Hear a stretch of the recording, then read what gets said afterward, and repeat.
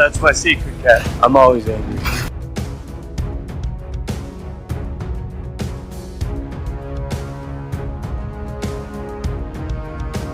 Alright. I ran out of patience. On the roost! Hey everyone, Captain, big fan of Spider-Man.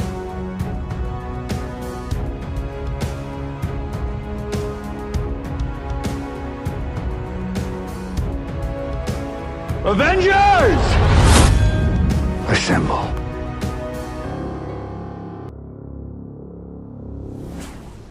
Hello, Peter. Hello and welcome back to the Infinity Saga and Beyond, an MCU fan podcast. Today with me, my name is Jordan Wiegand. Today with me is Logan Stump, but it's not our Logan Stump. It's one from a different universe. Yeah, the universe where he's got hair. Oops. That's kind of mean. That was kind of mean. I was actually going somewhere else with that. Either. I was going somewhere else with that, but I was like, oh, that's a good joke. Yeah, I hope the other Logans in other universes like this movie as much as I did. So, otherwise, it's going to get real awkward for you. Yeah, that's true. That's true. But if people have not listened to this show before, or if they have and are not familiar with Logan, Logan was on the Falcon and Winter Soldier recaps. Mm-hmm. Is that it that you've been on this? I'm trying to think, Cap. Yeah, because I didn't do WandaVision. You didn't do WandaVision? No, that was Casey. Jack was What If. Yeah. Matt was Loki. I mean, that's pretty much it, right? I mean, Falcon Winter Soldier. Yeah, I mean, that's the only one that I could think of that we'd done together. Yeah. Nice. Well, welcome back to the show. Well, thanks for having me. I appreciate it. I've never been on one of your podcasts before, so this will be fun. I'm not really. Yeah, it's not like we have one time, 5 right? Or anything. Well, you know what's funny is really I started doing this podcast in October of 2020, leading up to the WandaVision stuff. Mm-hmm. And my first 2 episodes featured a lot of news about this movie. My first episode is called Intro, Miss Marvel casting, and Jamie Foxx back as Electro. Mm. And then episode 2 was Doctor Strange joins Spider-Man 3. So really, that's how this whole thing kind of kicked off. And now here we are. You know, we've kind of come full circle now. But yeah, we're going to be talking again, Spider-Man No Way Home. For people that don't know, I can't get enough of this film. So we're going to be talking about it a lot over the course of this podcast. I did an instant reaction on Thursday night after leaving the theater, which I think Logan listened to. Mm-hmm. And then I did a episode on Sunday with Jack Seepersoud, who does Final Third podcast and also has been on the show for What If, and some of our news-related episodes. But he was on to give his thoughts on Spider-Man No Way Home, and then I was like, what the hell? Let's get Logan on here to talk about it another time. So I guess let's just start with your general thoughts as you walked out of the theater. Because have you seen any of the previous Spider-Man movies other than Homecoming and Far From Home? I mean, like the other iterations. Have you seen any of those? Yeah, so I've seen all of Tobey's, and I've actually haven't seen Andrew's. So I didn't know anything going in as far as Andrew's are concerned. But I did know that a lot of people really, if they go after one, it tends to be Andrew's, just because they thought that it was sometimes uninspiring, and I think because a lot of the villains in Andrews are not as good. I've always heard different things about Andrews, but they've said that Andrews was like, I think what it say, if you like Peter Parker, Tobey's was better. If you like Spider-Man, Andrews was better. Mm-hmm. So if you know the different characters when they switch it out. So yeah, I think going in, I was excited because Tobey was, I mean, I grew up, I probably saw Tobey's first Spider-Man about 100 times. It was the first movie that I really, truly remember in theaters, like as far as like one that I was anticipating. Because I've seen, obviously, I'd seen a lot of other movies in theater, but it's like, if I think back to my childhood, it's the one I remember seeing in theaters. How old were you for that? Because I was in 5th grade. I was 10, turning 11. So yeah, so I would have been probably 8, 3rd grade. 2002? Yeah, 8 or 9, like going on 9. So yeah, it's kind of like the first vivid memory I have of seeing a movie in movie theater. So, which is crazy because I know I'd seen ones before that, but obviously this Spider-Man was like Toby was the one I grew up with.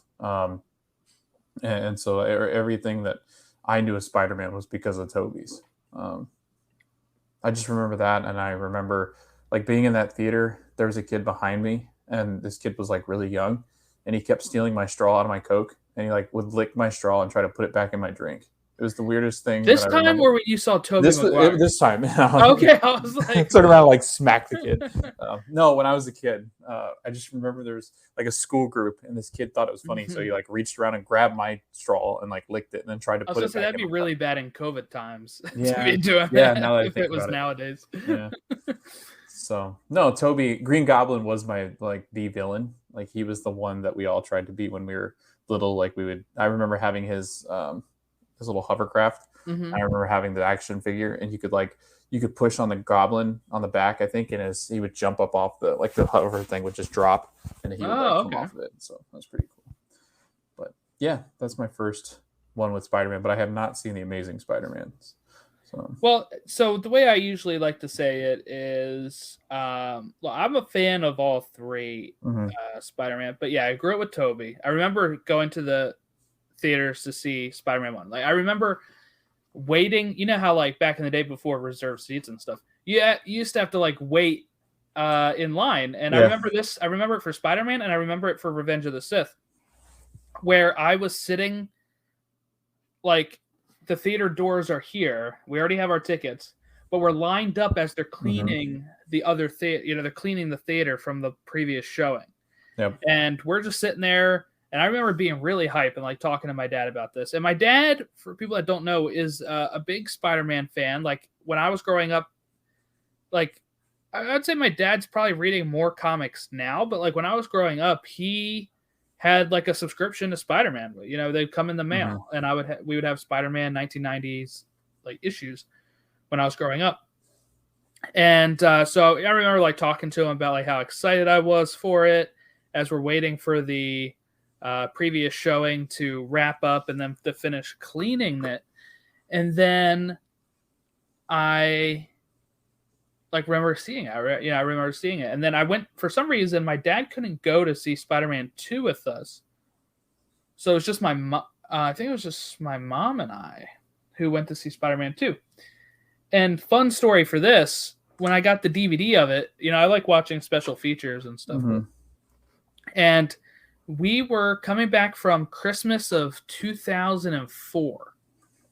I'm coming back. I got the DVD. I'm watching special features on a portable DVD player in the car, and we actually get into a car accident. So there was a tough time where I could not watch the special features of Spider-Man 2 for a while after that because it would keep bringing like flashbacks to it. And then I remember going to see Spider-Man 3. So I know I'd seen all three of those in theaters. I went, I think, twice to see Amazing Spider-Man. The first one. I really enjoyed the first one. The first one's pretty good.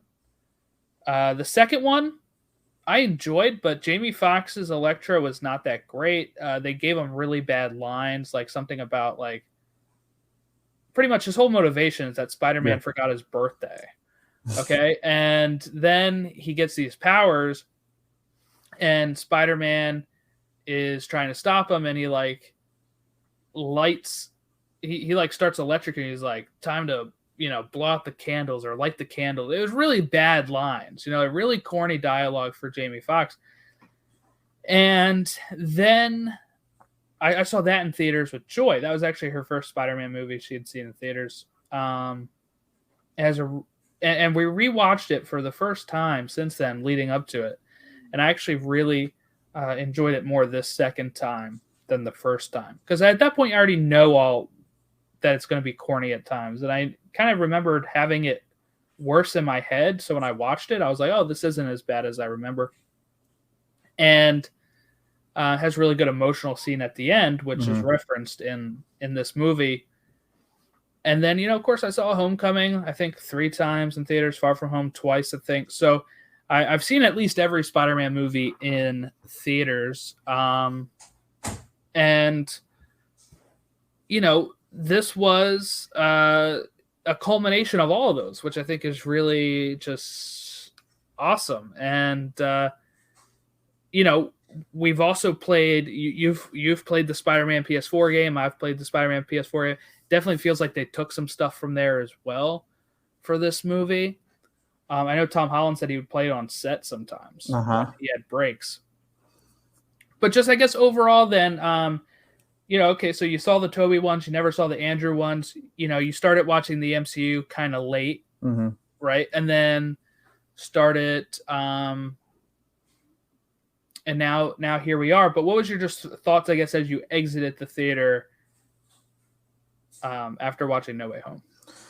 So, I mean, I went in and looked at Gwen Stacy, and I looked at the scene where he doesn't catch her and all that. So then I kind of read some context to like who he was, because I was like, I'll go back and watch him just because I enjoyed him in this movie, especially because I thought he was. Bringing him first was really cool because it kind of did lead up to Tobey, which is the Spider-Man I grew up watching. But walking out of the theater, it was almost like overwhelming. And Jordan, like the whole time, I know you might have been the same way, but I was kind of like laughing, crying the whole time, which was weird for me because like I left and my face hurt. It was weird because it was a mixture of like it takes a little bit to get going, but then it gets like into the Tom Holland feel of it, and then it starts to like shift as the villains are introduced. So Doc Ock starts getting introduced, and it really did. It felt like leaving the theater. I was torn. I was like, is this the best MCU movie that I've seen to date? Because what is there, like 26 or 7 now? Something like that. I can't remember. I think it's like 27. Yeah. So I came out of it thinking, is this better than? Because forever I thought that Infinity War was the best one, and then Endgame. So then I was like, what is this better than? And then it actually took you a while to watch the ones this year, but all of your reviews for each one that you watched this year was pretty great too. Well, I was going to say that this year has been great for me because, unlike most, I thought Eternals, like looking at Eternals, it was one of my favorite movies that I'd seen. I don't know why it was, but it just felt good. I liked all the characters in it. I liked that they tried to mesh as many characters as possible. And I've always liked that kind of style with Guardians as well. So it kind of has helped that.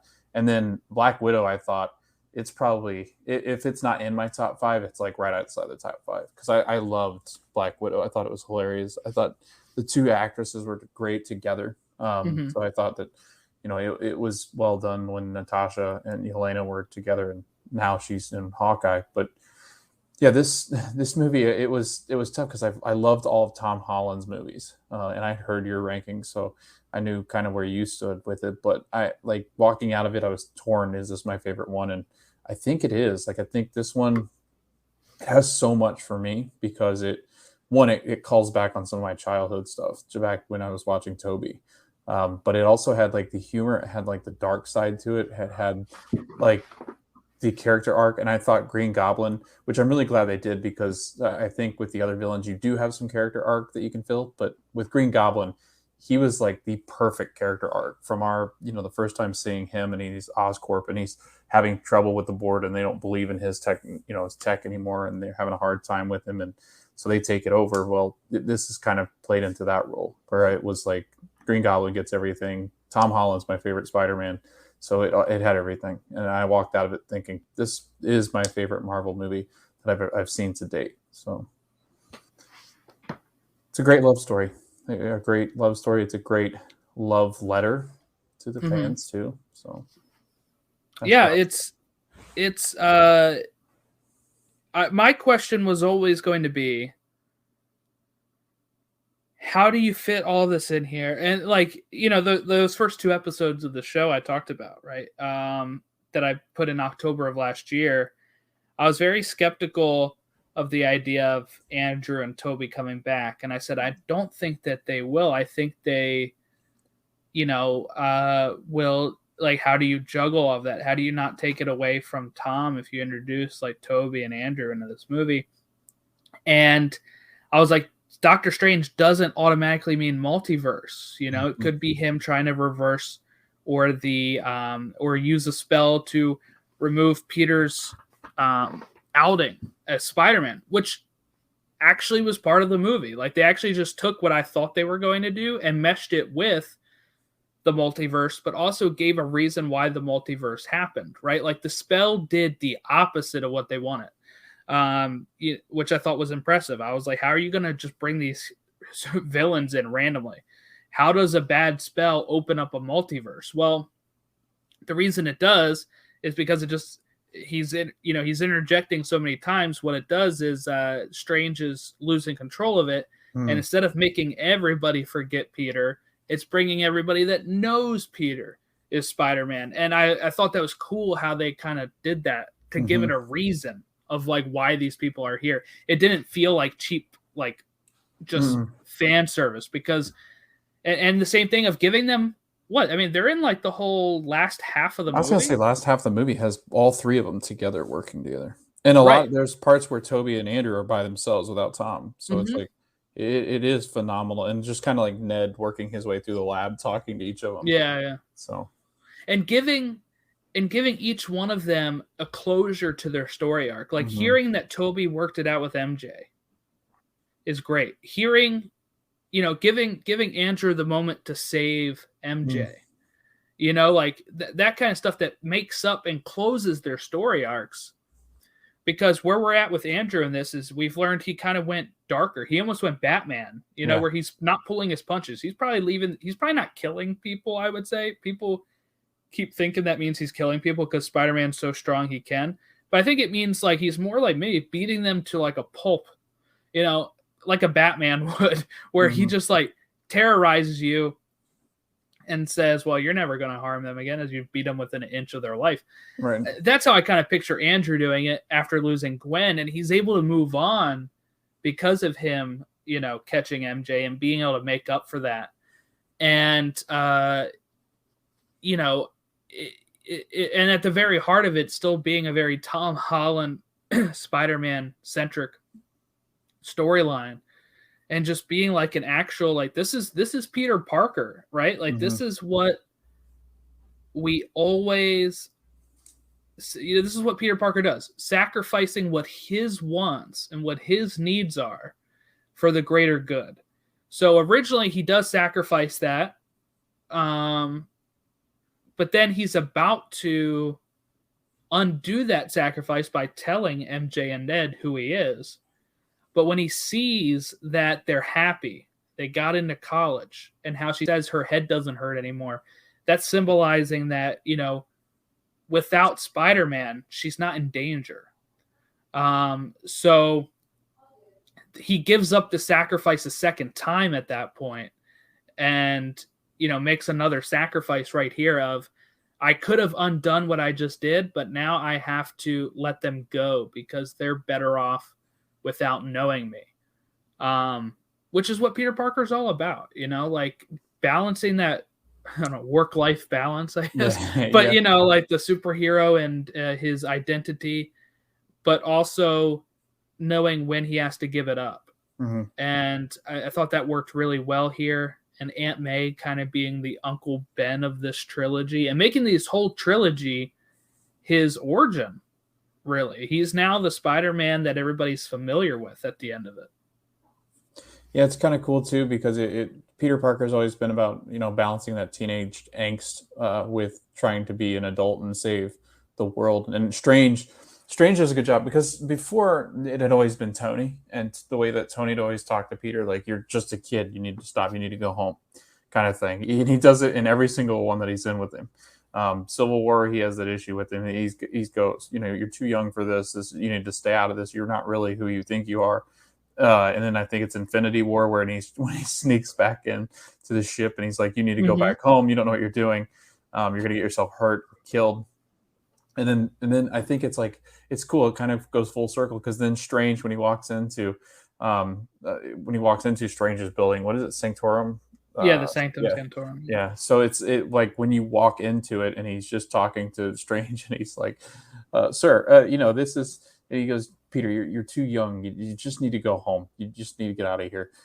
This is far beyond what you've wanted to do. And I'm sorry you didn't get to college, but you need to go back and stop being, you just start being a kid, live your life. And it's more of like Peter saying, dude, we've saved half the universe together. Like, what are we going to be able to do? But it's really cool just to kind of see how they balance Tom. And Toby's had that same kind of thing where you're trying to balance, like, are you an adult? Are you a kid? Like, what are you? And I thought that was always interesting with Peter Parker, because it's like I'm fighting all these bad guys, but I'm also going to high school or college. So, you know, it's part of being a kid. So, and learning to be an adult. Well, what you said there actually makes me think of something, because I actually think Strange doesn't hold him as a kid as much. Like you said, Tony, it's always like, go home. Strange thinks about this, right? And he actually treats him like an adult. What does he say? Don't call me sir, call me Steven. So he's like the cool dad, right? Like, he's the uncle. Like, I feel like he's the one that's like, I'm gonna act like you're an adult here. And he says it a few times too, where like, even after all we did, I keep forgetting you're a kid. Yeah. And it's Strange treats him differently, which I like, because I don't want it to be, each time you don't believe in Tom. Yeah, same thing like Peter. Same thing with Nick Fury and Far From Home. That's not actually Nick Fury. But yeah, because people were always like, why do they have to keep giving them these mentor characters? Well, I don't think Strange is a mentor in this, really. He's kind of like an accomplice at times, No, this all happens because Strange defies all the orders. Yes. So Wong's trying to, warn them, guide him, but Strange is like, no, I do what I want. And Strange has always been kind of like that. Strange has been like, you know what? If it benefits Doctor Strange, then it'll be my then I'll do it. And then just the unreality of the box office right now. It's now the second highest grossing opening weekend. It beat Infinity War. When you look at it, so it's Endgame, No Way Home, and Infinity War. So Tom Holland's in 3 of those 3 top grossing opening weekends. The next one is, I think, Force Awakens. So, and 3 of those being Marvel films. Pretty insane at how big this franchise has become. But yeah, so I guess we can kind of go a little bit more in the weeds here. We just kind of talked generally there for a moment, but I'm not going to go plot by plot because I just did that on Sunday. But just also just kind of talking overall about some of these scenes and stuff and how it's paced. I think I've seen it twice. You've seen it once, right? So I think the first time it is really an odd feeling with how fast it's all moving in that first view. Peter's out and then having to pick up MJ, going home and then getting arrested and then, getting off of it and then going back to school, then, going to Doctor Strange, and then boom. When we get to the bridge scene, once I saw the bridge, I was like, holy crap, we're already going to get Doc Ock here in 3 seconds. That felt really fast. For me, the second time, it actually felt a little smoother. I guess because I knew what I was expecting. Right. At that point. How was your crowd, though? That's what I want to ask. My first crowd, not as into it as my second crowd, which I thought was interesting. Yeah, so I had listened to the one that you did with Jack, and you went 4, right? You went to 4 o'clock. Yeah, I went to a 4 o'clock one, which last Thursday was most of the high school kids were out. So it was like a lot of the high school kids were out of school, for Christmas break. So there were a bunch of kids there, like little kids, big kids. I mean, and then there were full on adults, like Marvel adults. So it was like a range of people. I mean, you had older people. I promise you there were people that were 60 or 70 going to this movie. Because I think Spider-Man has that allure where a lot of them don't. I think a lot of people come to, and to be honest, I went to the same movie theater for Eternals, and Eternals has been out for a long time. I mean, I think it was that day that it was announced it was going to theaters, the day that I went. The day it was going to Disney Plus. Yeah. Yeah. So when I went there, I will admit there were older couples there. So I'm wondering if that's an older crowd because of where I live. But yeah, it was the first time I texted you guys this too. I walked in, it was packed. The lobby was a buzz. There were people in Spider-Man stuff. There was people with pillow pets, Spider-Man pillow pets. Didn't have anybody dressed up, but I had the jackets with Spider-Man's logo on it. You had a lot of Tony Stark stuff. Just because I think with Iron Man, you've got a natural relationship between the two. So you had a bunch of that. You had but it felt like, because I went to Endgame was like the last big thing that I'd seen in movie theaters that I, like really just had that buzz. This had that buzz. Like it actually had a better buzz, I think, than, because even in theater, like I think it had, because people were, you knew they were waiting, like they were waiting for that moment for the three of them to show up, or at least the other two. And so when that was, and that's the whole movie, like you just felt like, okay, there's Doc Ock, and then we're going to get Green Goblin, and then we're going to get these other villains that might not have had such a good storyline, but they were kind of excited to see them come back as a cast of characters.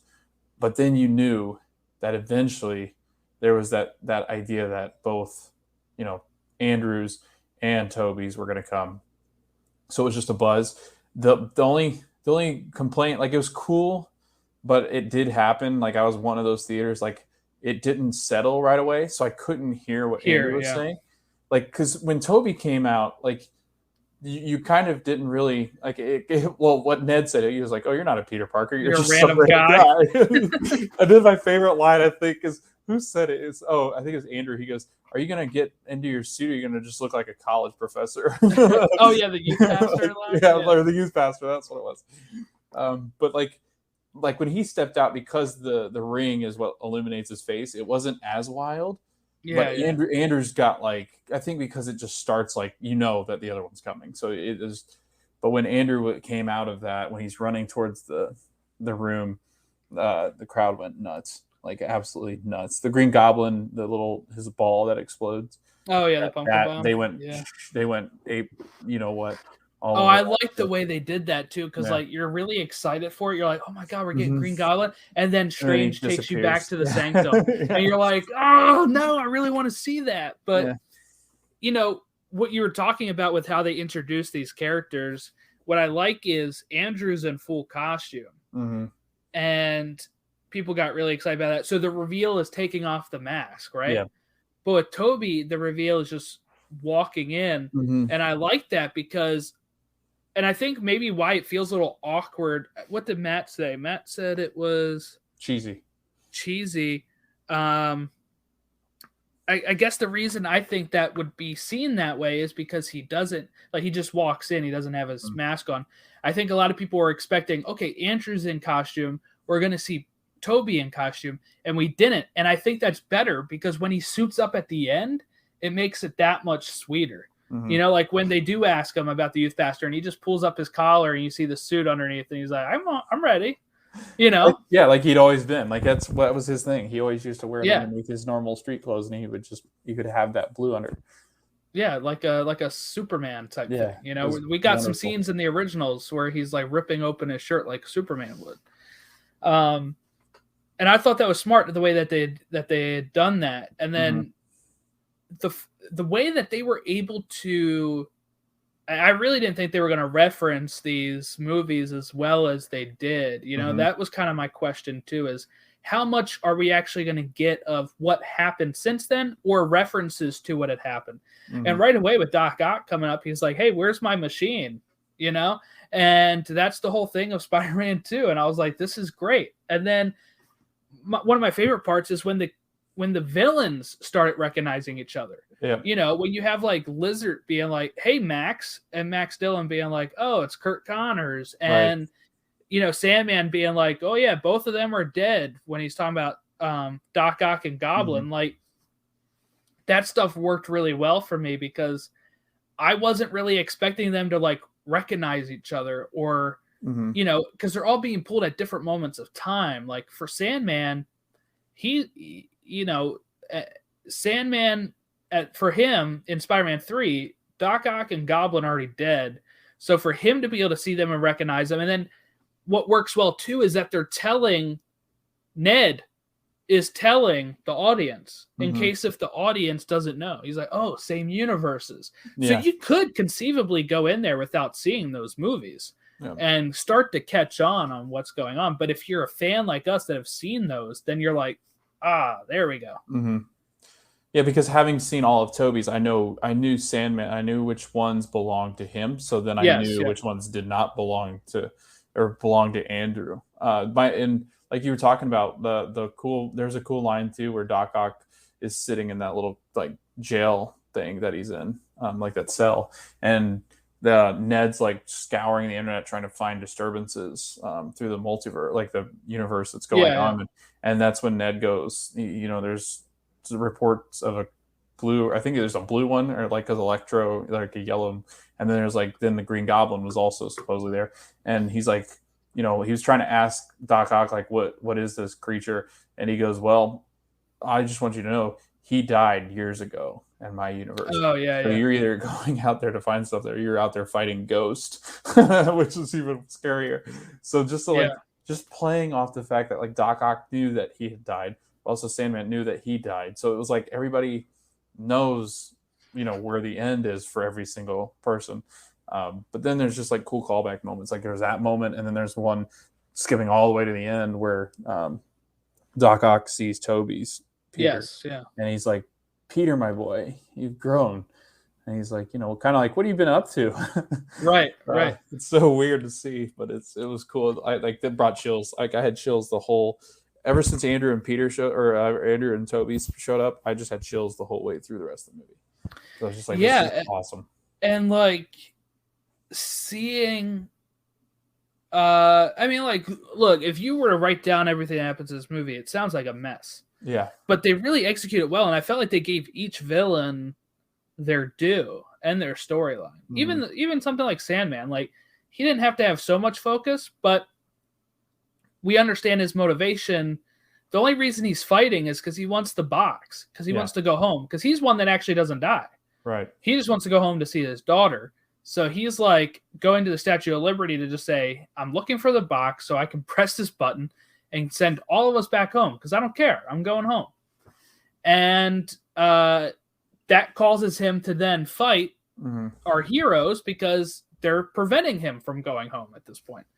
While everybody else's motivation is to not go home so they don't die, So it's very interesting. And then, giving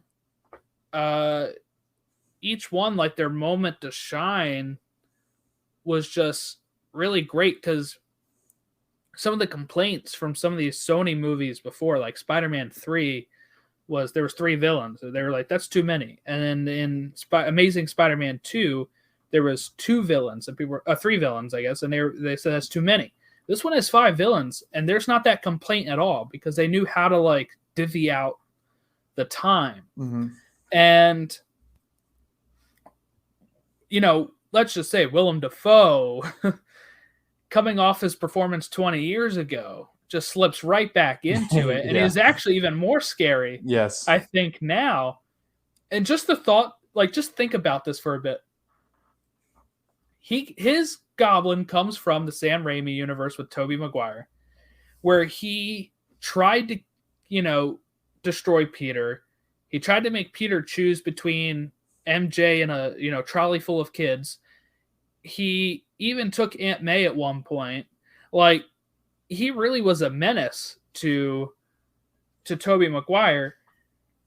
And then he goes to this other universe and does almost the same thing. He takes out he takes out Aunt May. He actually wins here. And the way he says it to Peter too, of I'm going to fix you. Like, because they're trying to fix him. Yeah. And he's like, no, I'm going to fix you by getting rid of your morality, because she was the one that was pushing for them to fix the villains. Mm-hmm. And, he's trying to push him to the edge, to the point so much, though, I think at the end, he doesn't even care if he dies at Peter's hands. He's just trying to break Peter. And I thought is so cool. I don't know if we'll ever get a Green Goblin again in this, but it's just fun to think that the Green Goblin that Tom Holland faces is the same Green Goblin that Toby faced, and that he actually got even more wicked, and actually really tries to ruin Peter even more here, I feel like. Yeah, and then the whole scene almost like they overstepped the boundary of Green Goblin's just being awful, to like I'm being evil, and then when he's smashing through the floors, it's like I was like, holy crap! Like that's a different kind of Green Goblin that he's dealing with because he just kept going and going and going, and then whenever Peter has the Stark stuff, it's like okay, well the suit should stop whatever's happened. Well, it was no match for Green Goblin. It was like Green Goblin was just taking over again, and then because I'd grown up watching Toby's, I was like, man, that's like. He's so sinister. And then the fact that he basically convinced them that the whole time he was just Norman, and all of a sudden he turns into Green Goblin because we thought Green Goblin he had smashed in like always, kind of like breaking that mask to symbolize, hey, I can get rid of him when I want, but he really didn't. It was more of just let's just play along and see what we can do. And then he went after Peter. It was like he had woven his way into his life, and it was similar to the last. Like the way that Green Goblin had been before. So it was, I don't know, it was scary, but he's so good. Like Willem Dafoe is, he easily, and I love Doc Ock, and I love what's his name? Is it, sorry, no, it's, what's the guy's name? The actor. Dang it. Alfred Molina? Yeah, that's it. Yeah. He's good, but like Willem Dafoe is miles ahead of so many actors that I think that when he steps into roles, he's so sinister, especially Green Goblin. I mean, it's so sinister and scary. I remember having nightmares about him. Like I remember, he used to scare me. Like I couldn't watch it at night when his mask would talk to him because I'm like, no, that's freaky. I don't like that because like he's got two different voices. He's got the high, and that's like that. You can tell, like, he's so good at it. And I was wondering, like, I wonder if he had to rewatch himself or if it just came that easy because he probably walks around and does it. It is so good. Like, when he's just like, like when he smashes the helmet and he's scared, like, you know how many times, like, in Spider-Man 1, Norman is really scared of, like, the goblin that's talking in the mirror or the mask that's talking to him. And, that goblin is like just berating him about how weak he is. And in this, he slips right back into that. And then you can tell when the light bulb switches, he is Norman that whole time until Doc Ock asks, how's it feel to be knowing that you're going to be whole again? And then the Dafoe voice comes out for Goblin answering him like whole indeed or whatever. And then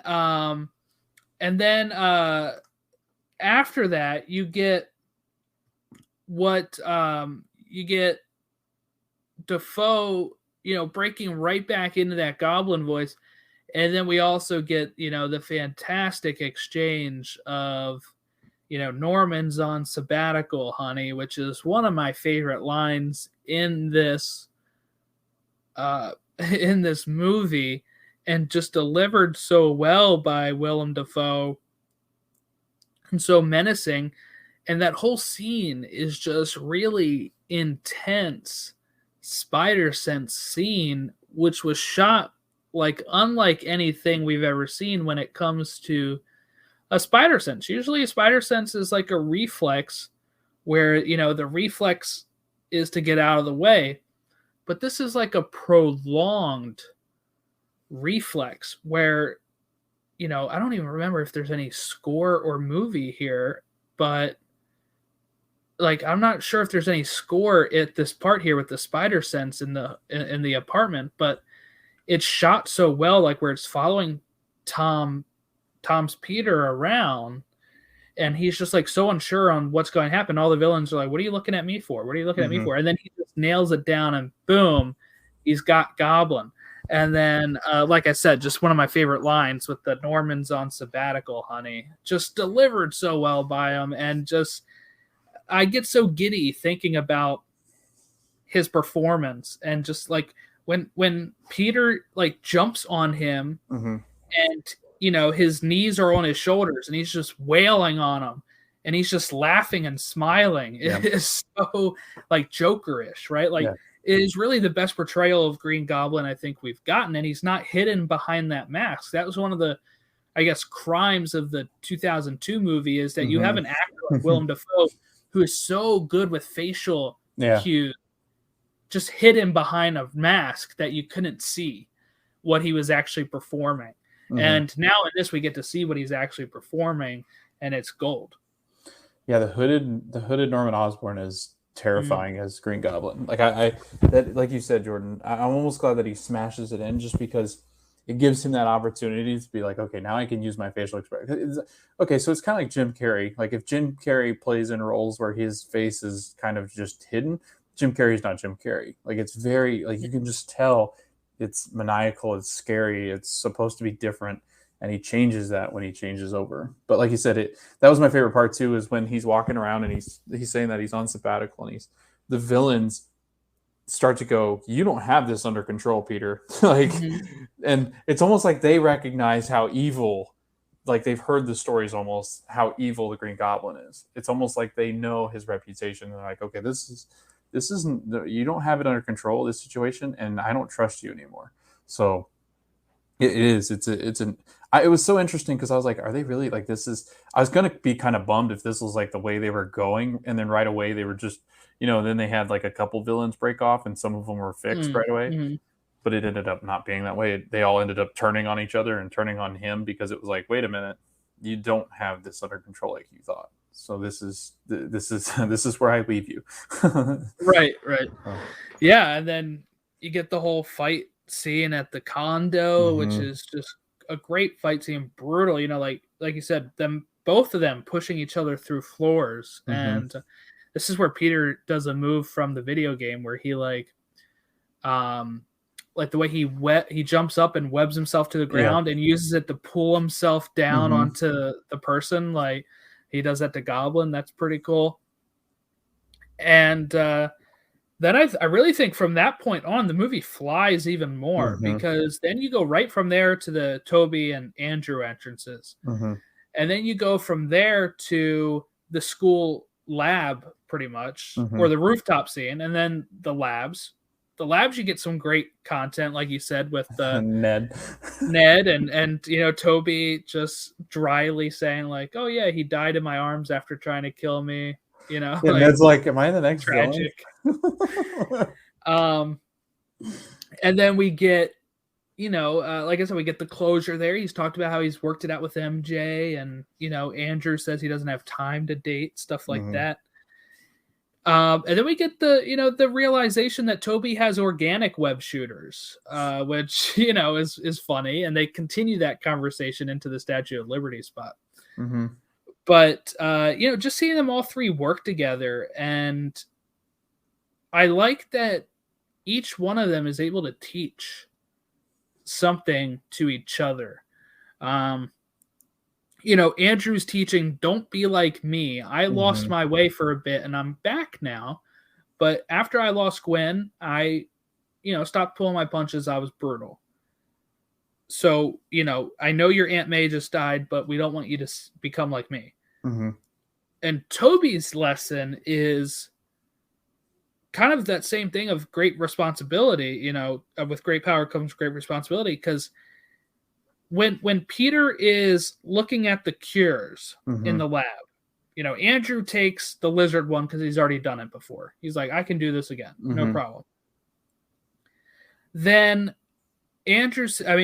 Tom says he can do Sandman and Electro.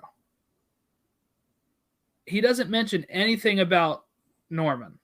He doesn't mention Norman or Goblin at all. And then we get Toby picking it up and saying, I'll cure Goblin. I've been thinking about it for quite some time. And he just looks at Tom and says, we have to cure all of them, right? Right. That's what we do. Like, he's passing that on to Tom Holland's Peter Parker.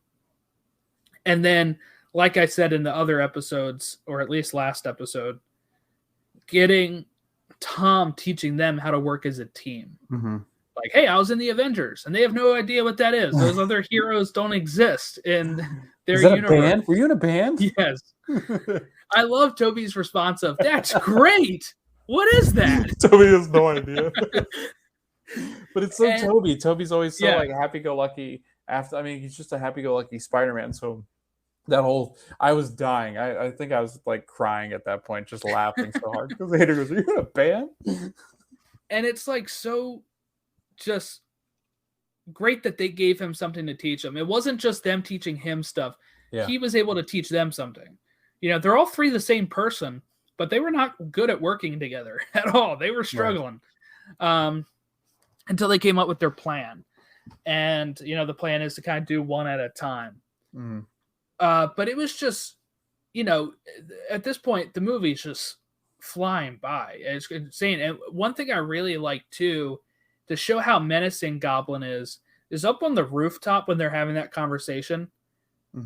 Tom is really good at acting here with his tears. And he's like, I can still hear his voice in my head. Like, he is haunting Tom Holland's Peter Parker. And guess what? Just because everything's fixed at the end, he's probably still having nightmares about how Aunt May was taken from him. And he probably can still hear Norman's Green Goblin. So I would actually really enjoy if they do introduce a Norman Osborn. Norman Osborn has done other things in the comics before other than Green Goblin. Like at one point he led the Avengers as the Dark Avengers and he was like Iron Patriot, like stuff like that. I think it'd be really interesting if they kind of went that way with them and they still introduce a Norman Osborn, maybe who doesn't have Oscorp, as we learned from here that Oscorp doesn't exist yet, at least when Norman was running around looking for it. But what would be really fun about that is Peter's knowledge of this is the guy that killed my aunt. Yes, it's not the same Norman. Yeah. But it is Norman, and I have to be wary of this guy, even though he hasn't done anything wrong yet. Right. Like that, or even the same thing if he runs into like Kurt Connors, and he's like, this guy turns into the Lizard in another universe. I have to be careful about this. Or running into a Gwen Stacy and being like, Andrew tried to save her, and she died. Yeah. Like, I got to be careful around this. Like, you know, I think they could play with a lot of that kind of stuff in the next trilogy of like introducing a character that we all kind of know how it went for them and subverting that, but having Peter have trouble with the subversion, you know, like. Yeah, it's kind of like Gamora, like how Star-Lord will be with Gamora. Yeah, like they're presenting themselves as a good guy maybe, but, and he's my college professor, you know, like Kurt Connors is my college professor, but I know in another universe, he tries to turn everybody into lizards. So like him trying to justify that of like, do I judge them on the other multiverse stuff? Or do I just judge them on who they are here? Like, I think that would be a problem that he could have going forward. And just the fact that, again, like, you know, he's haunted by Toby's Green Goblin is just amazing. Yeah. No, I do. I think, you know, you highlighted some of the best scenes. The one scene that really got me was the rooftop, like that. All three of them in that scene, because that is such a vulnerable moment. And you have to think about this, like Andrew and especially Toby, like they've got to go back in time and they've got to grab what they remember of being Peter Parker, because yes, they're actors, but like that is a life. Like you're actually living a different life, and you're becoming this person. Well, the fact that those two did so well, and I can just remember how angry Peter Parker was when it was Toby, when Uncle Ben was killed on the side of the street, and he's there holding him, and he gets mad, and that's when he starts chasing down those guys that that did kill us. And then you come to find out it's the guy that he could have stopped before he gets in the elevator, and he says, "Thank you for helping me."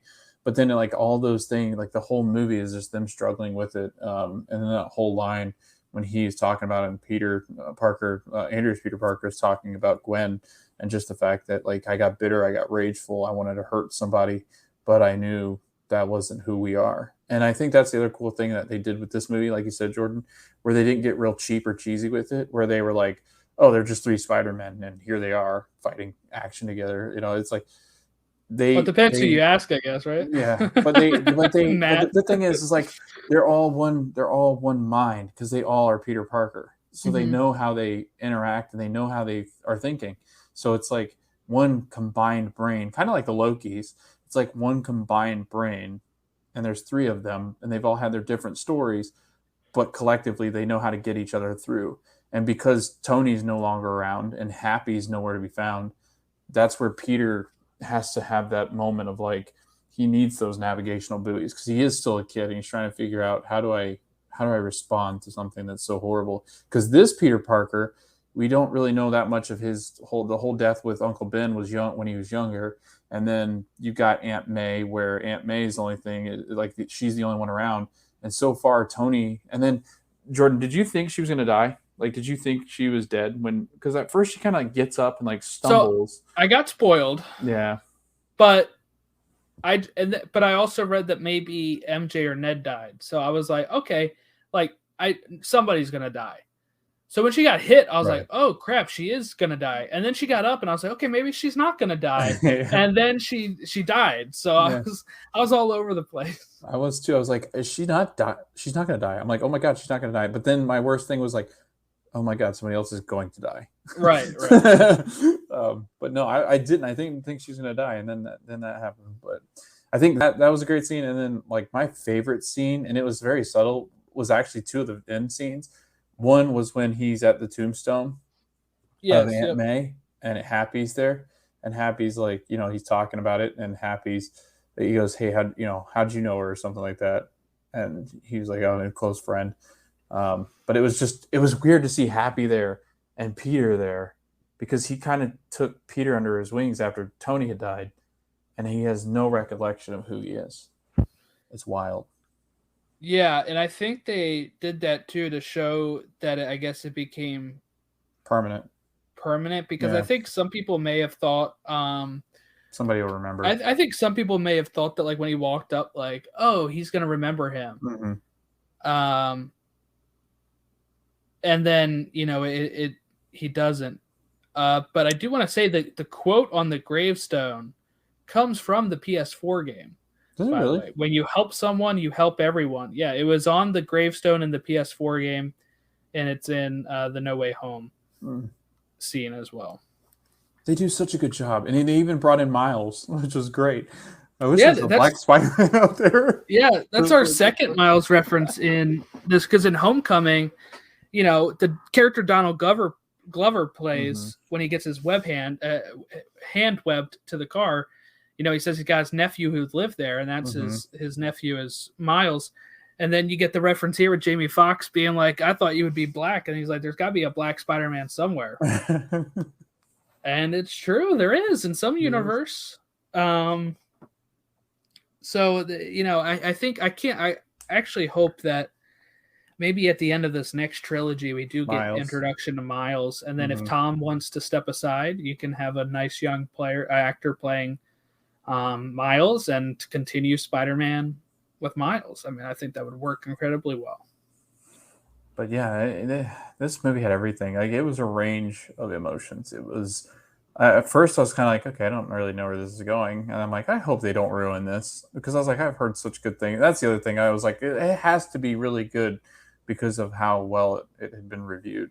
Right. Like, we had been able to see, it was Rotten Tomatoes. I think it was like 94 when I went in, so it was, it's kind of fluctuated, but then you go on now and it's like 98% of Google users liked it. I was like, that's insane, because that's usually never that high. It's usually 93 or 94. Like, this was just, I think everybody, I walked out of that movie theater and there wasn't a dry eye in sight. And then we got those two end scenes, and like the first one, I was like, okay, I knew that was Tom Hardy, just because there's a point where he sounds like Bane, and it's like really confusing because he's something about like when it's Venom kind of like breaking through, and he's kind of like, and he gets angry. It sounds like Bane, and I'm like, wait a minute. But then, Danny was there, and it was confusing, and it was great. I don't know too much about Venom, so I know that Venom is the black, like the angrier version. I remember it's part of the trilogy, but it was, the good thing is, like you said, that it's just like the little piece of the Venom, like the. Yes. Yeah.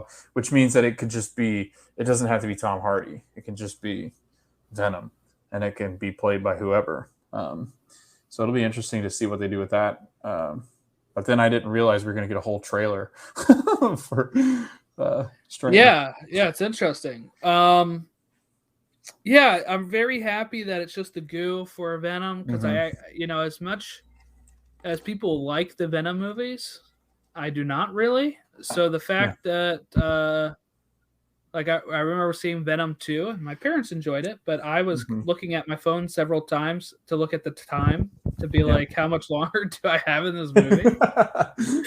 Because I did not like it. Yeah.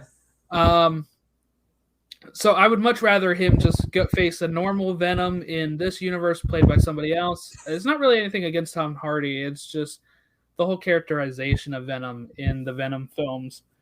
And then, so hopefully we get Black Suit Spider-Man. At the end here, we do get MJ and Ned not remembering him. Do you think that they are done in this franchise, or do you think that they will continue? I don't think. I'm not sold that the two of them are done. Just because I don't know. Like it was. I think the way that they've set it up, that would it would piss off a lot of people. Like it would make a lot of people mad if Zendaya and Tom don't get like their dues like at the end. So I do think I think you're right, Jordan. I think in the next trilogy, I think you're going to see Tom, but I think you're also going to see the end of his Spider-Man and the beginning of the next, because that tends to be what happens with Spider-Man. I think it tends to be, and then there's I guess there's multiple universes where he's also with, I think it's Fantastic Four or with X-Men or one of the two. Like he's been in the Fantastic Four in one of the universes. They said that one, and then there's also the fact that they could actually incorporate is it Spider-Woman? I think there is a Spider-Woman movie in the works supposedly by Sony. She usually doesn't have too much connection with Spider-Man themselves, so it is right. It'll be interesting just to see kind of like what they go with, because I think there is Tom will be done. There is a Spider-Girl called Mayday Parker. Oh, that's who it is. Yes, that's the one. That could be interesting if they tried to make that like Tobey's universe, where he has a daughter who takes over for him, right? And then maybe, she comes into a universe at some point or something. Right. I mean, really, there is just so many opportunities, tons for them, especially with the multiverse. Like now, you've opened up the door to pretty much any possibility you want while the multiverse is open and now operating, because Strange can't leave stuff alone. Yeah, I mean, what I like about it too is that it makes those movies like MCU adjacent, right? Yeah. Like, you can now watch them as like part of your MCU rewatch or something. Did you see the tweet? It was like, who knew that Tobey was going to be so groundbreaking in releasing the first Marvel movie back in the early 2000s? That's true. It's like he beat Iron Man, so he's technically the Godfather now. Yes, yeah. And that's why they said it was so fitting with Tobey, because it was like he's the one that stops Tom from killing Goblin. Yes, yeah. So it's like, and then he stabs Tobey, which that confused me too. I was like, oh my God, is he going to die in this? Yeah, I thought maybe that was originally what they were going to do, and then they probably realized that people would be upset. I'm glad they didn't. That they had already lost Aunt May, and he's already lost MJ and Ned. Like, it would have been really rough to lose Tobey yourself. There. Would have been really lose rough. a third of yourself. Yeah. So I don't know. I'm really excited to see what comes next. I mean, I've not been able to shut up about the last suit at the end of this movie here. That is like beautiful. The perfect Spider-Man suit. That's a great ending to him flying down with his eyes. It's perfect for when he shows up in Hawkeye too. I do want to say a lot of people are running with this, by the way, that he's going to appear in Hawkeye. I know. Yeah. One of them was because in Florence Pugh's Instagram comments, like when she shared her poster for Hawkeye, she put a web after it. That's because she's Black Widow, and Black Widow's a spider. But maybe, so yeah, I see some people jumping the gun with that. And then otherwise, like you said, they're swinging. He swings at the same spot that we see Hawkeye at in this. But I mean, he didn't show up for Falcon and Winter Soldier in New York when they were about to have they were about to do a whole terrorist attack there, and Spider-Man wasn't bothered at that point. I don't know if he'll be bothered about this stuff either. And I don't know if Marvel would want to use their one, because it's supposed to be Sony gets him and then Marvel gets him for something. I don't know if they would want to use them for like a 5-second thing here in Hawkeye. But you could you technically CGI him just to where he swoops in? I don't know what the contract says. That's the biggest question is, would that count as Marvel's use of Spider-Man, and then he goes back to Sony again. That's what I Could you imagine don't if know the answer Miles, to. if Miles showed up? I'd You know, crap. yeah, I see a lot of people saying that they expect Miles from the cartoon to come Mhm. into this as a live action Miles, but I don't know if that would work. Like, I just want a brand new Miles when we get there. Like, I want to see him go through it again, not just the cartoon version into life, you know? Mhm. Because I think that'd be jarring. Because you have to But cast somebody that looks like him, I guess. I don't know. It's yeah, kind of weird. but don't I mean? I'm sorry that this is Hawkeye talk, but like, don't you think somebody's got to give at Hawkeye? Like something's gonna happen. Like whether it's Clint retiring or like somebody in the end credits coming in and branching. Like it's got to bridge because wait, did Cap? I guess Cap and Winter Soldier they didn't really have a bridge, did they? Where they Mm-mm. show like what comes next. So I guess maybe they don't need one with I don't Hawkeye. think they really do that with the TV show. I think, if Yeah. anything, it'd be something Echo focused, Maya Lopez, because Okay. she is getting her own show. So I could see them kind of maybe in an end credit scene showing where she is ending up. Hmm. Maybe that kind of helps sets the stage for her show. I don't know, man. This web is huge. No pun intended. But it's You have like to get Andrew up there and clear it out, right? yeah, Walk just on the don't ceiling. throw bread at me anymore. Yeah. That Yeah. was my first introduction to Andrew Garfield's Spider-Man. Is the okay, but can you not throw bread at me anymore? I will say he killed it in that movie. He's very It was good great.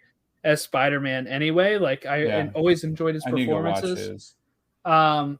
Yeah, he's like really good at quips. You know how like he jumps off and starts talking to Electro in this one, like, "Hey, Mhm. Max, nice to see you." Like that is pretty Mhm. much his Spider-Man in his movies. Like he is just His really reminded me talkative. more. I know, like Miles has the video game, which I got to get and play. Probably gonna do that tomorrow. But You like have to watch the movie. You haven't seen Spider-Verse, have you? I haven't seen Spider-Verse, but they took it off Netflix, so I don't know where to see Oh, it. did they? Yeah, I just don't know. I guess I'll buy Oh it. yeah, they did, didn't they? Mm-hmm.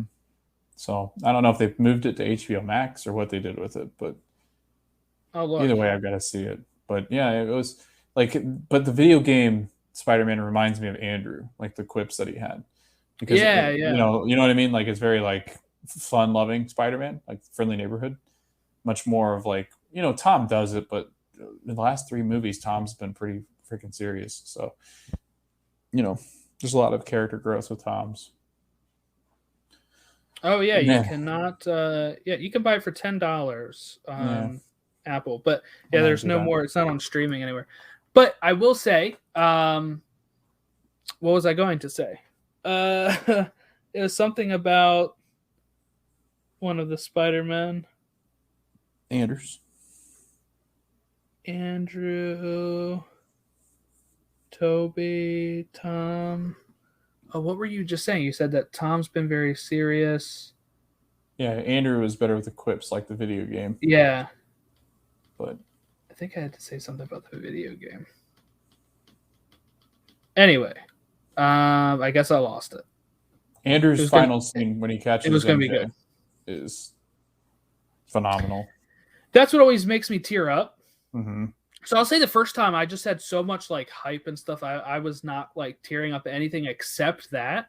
Like even Aunt May didn't get me the first Mhm. time. Second time I started tearing up more with Aunt May. And then the Andrew thing still got me. And then hopefully I'll find out what happens this third time, I guess, when I go see it. But yeah, it's really exciting. I'm really happy with how it turned out. I was a little nervous about how they were going to fit everything Mm-hmm. in here. I think it fit everything in perfectly. And I think that all the motivations were good and clear. And sign me up. I mean, I've always been a big Tom Holland fan. I'm really excited to see where they go from here. So where do you think they go from here? Like probably a college movie, right? Yeah, like I would think this is Black now Suit your- Spider-Man or something. Yeah, but like you said, this could really be where he's introduced to one of these characters. Like a Mm-hmm. Willem Dafoe is currently Green Goblin, but he's not Green Goblin because he's not in that universe. He's just not. Like I could see them maybe not recycling them, but like I do think it's headed to where he's I mean, if you look at that last scene, he is in an abandoned apartment. He's in a rough spot.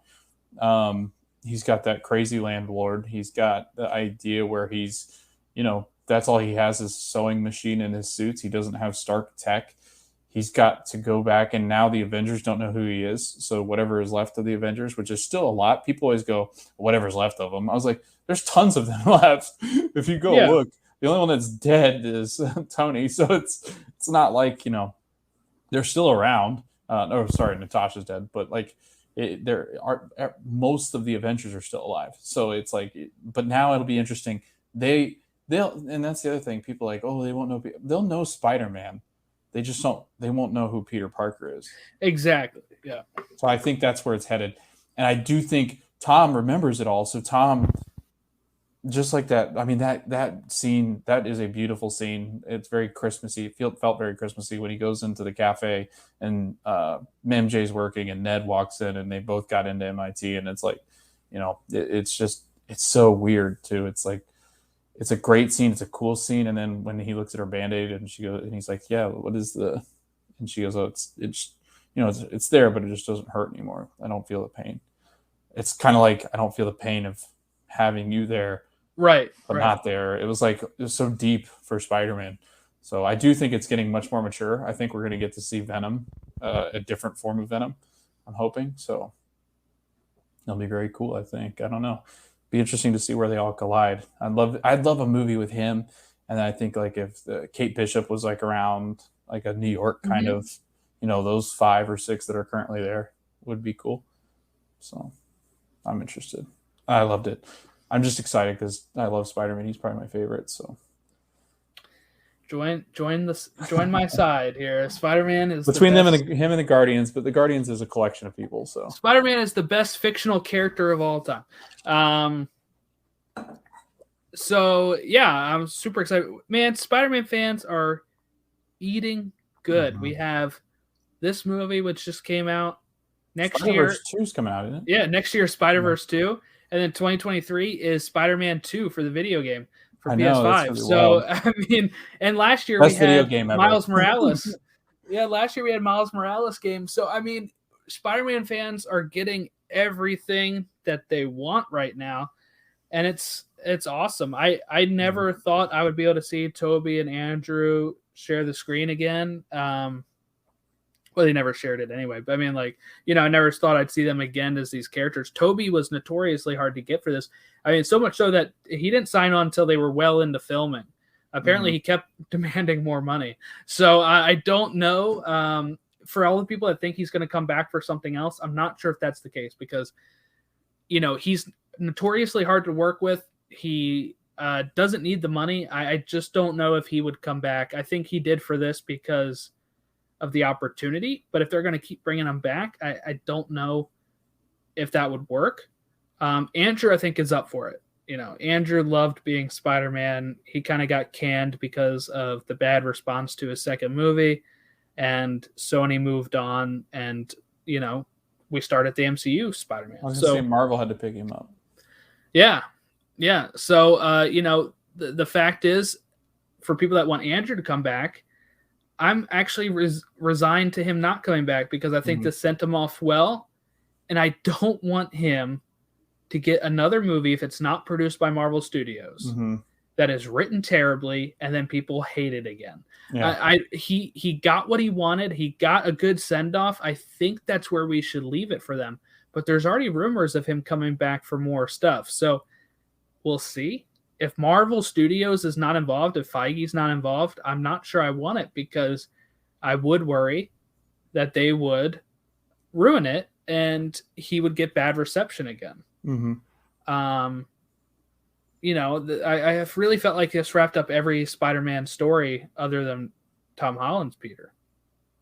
And then going forward, he is the Spider-Man that we know. He's all by himself with a crappy apartment, getting his GED because I guess he doesn't have any records or he can't go to school, and having to, do that. He's probably going to end up going to college in New York. His friends are going to MIT. So I'm not sure if they'll be right back in this next one or not. I think we might get a break from Ned and MJ and maybe have them come back in another film, since they will probably be going to, that's in Boston, right? So they'll probably be going to school up in Boston while he's in New York, still being Spider-Man. I don't know. The crime's wicked in Boston. That's what they said. Well, I'm excited to see, where they decide to take him from here. And, hopefully we get some more good stuff for Spider-Man. And, Marvel still has to use him in a project if he doesn't show up in Hawkeye tomorrow. But yeah, I guess any last thoughts before we wrap it up, Logan? So you said this is one of your favorite. Is this your favorite MCU movie then, or what? Yeah. Okay. Yeah, this is my favorite. I love Spider-Man and I love Tom Holland, and this was like beautiful because I love Toby too. And then I didn't realize how much fun Andrew could be. Mm-hmm. And I had just watched about 10 minutes of that Tick Tick whatever that show is. Tick Tick Boom, yeah. Hated that. Oh really? Yeah, I didn't really. I heard he's good in it though. He is good in it, but it's one of those musicals that is actually just full on musical. It's music the whole time, which that can be rough to kind of get through sometimes. Yeah. But I loved everything about it. I love Zendaya, so she's great in it too. I thought she had some of the best lines. She was great when she was talking about it. So Ned was great, like always. And yeah, no, it was everything that I wanted to be, and it was like the one that I was hyped up most for, even more so than Endgame, I guess. Because I guess in Endgame I knew kind of what was exactly happening, because I felt like there's no chance that they get away with that. So yeah. I have Endgame, Infinity War, and No Way Home so far as my top 3. Can't go wrong with that top 3. True. Plus, it was basically like hit and reset. Like we basically get a new Tom Holland for 3 more, maybe. So. Oh, the suit is so good. I can't stop thinking about it. Yeah. They actually started using it in marketing today. So, with him swinging in the Rockefeller Center or whatever. So getting more high def shots of it. I've seen some people sharing the the pictures of it that are illegal, I guess. But yeah, so if you want to give us your thoughts on Spider-Man, I'm sure this isn't the last time I'm talking about it. We have you can email us marvelplusrecaps@gmail.com. You can tweet us at @TOInfinitySaga, Facebook.com/Infinity Saga Beyond. Thanks, Logan, for coming back on here. We'll have to get you on here for something else coming up here at some point. Oh, Logan's going to be on talking Book of Boba Fett with me coming up this week. Yeah, next week. So check that out over there. That's at Pod Awakens on all of our stuff. I don't know. Look up Pod Awakens on Apple and look up Logan and Jordan. You'll find one of our shows. Yeah, probably. But yeah, so thanks everybody for listening, and have a great rest of your week. Happy holidays. And I'll catch you probably for the Hawkeye review with Matt coming up sometime this week.